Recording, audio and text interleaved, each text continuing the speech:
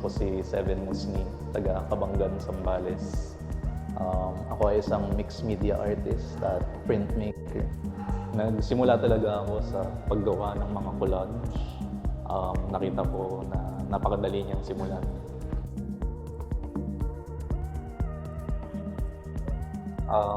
Para sa akin, napakadali ng mag-collage. Pero mahalaga rin yung mga nagagawa ko.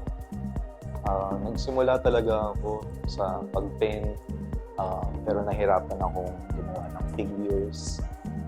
Nakita ko yung pag-collage, nakita ko parang medyo mas madali siya kasi yung lalabas na image, ikaw na bahala. Lalo kung abstract ang gawa mo, kahit anong material ang gagamitin mo. Sa amin kasi, meron kaming maliit na hardware store. Doon nanggaling yung mga materials ko, yung packaging, yung mga papel-papel, pati na rin yung adhesive na ginagamit ko para sa mga nauna kong collage.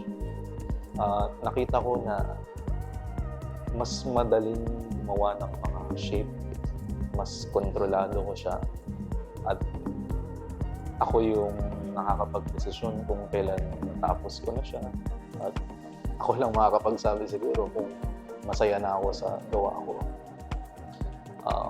Kaya para sa akin, napaka-simple pero napaka-halaga rin ng pag-collage. Ngayon na nakasali ako sa show na to, nakita ko yung mga gawa ng iba pang nag-exhibit. Na-realize ko na ang dami pa palang pwedeng gamitin na material sa collage. Hindi lang yung mga bagay na flat, tulad ng papel. May mga gumawa dito installation, mga collage gawa sa mga mas nakahawakan na material. At medyo na-challenge ako doon nung gumawa ako ng sarili ko na piece. Nung una akong nag-isip ng gagawin, nagsimula akong magtahi. Gumamit ako ng tarpaulin na mga nakolekta ko rin sa highway sa atin. Na-realize ko na hindi pwedeng iyon lang ang gawin ko. Kung alternative na talaga ang tinatry natin gawin ng mga collage. Doon ko nakita yung halaga ng printmaking, na i-apply ko siya sa paggawa ng mga collage ko sa piece na ilagay ko sa exhibit na ito.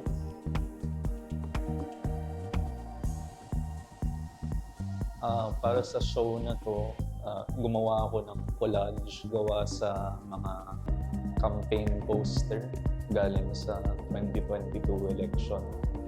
Mga nakuha ko to sa tabi ng highway. At naisip ko paano ko siya i-collage. Ano ba ang mensahe niya? Naisip ko nung una na tahiin lang siya at i-present siya as is lang.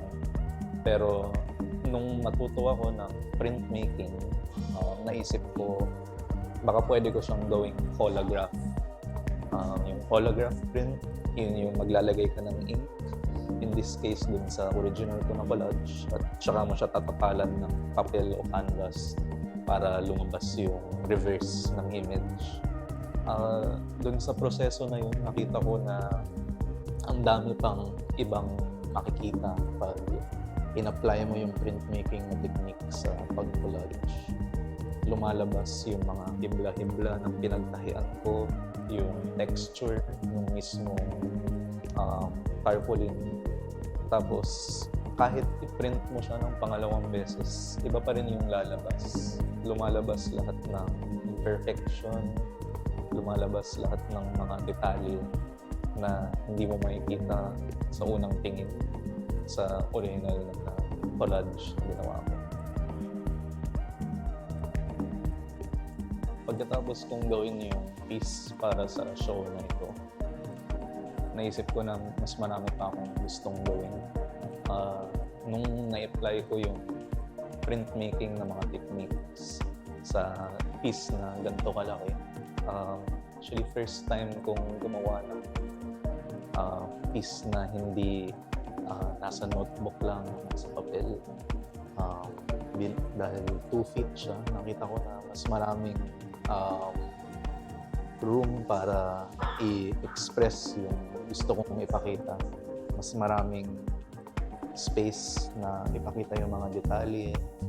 At gusto ko pang mag-experiment sa mga printmaking techniques, sa paggamit ng iba-ibang material at texture, at pati na rin sa paggamit siguro ng ibang klase ng ink at iba pang mga method ng pagborda, pagtahi sa mga susunod ko na collage. And siguro higit sa lahat, gusto ko pang lakihan yung gawa ko. Nakabuo ng confidence yung show na ito, at gusto ko pang i-challenge talaga yung sarili ko.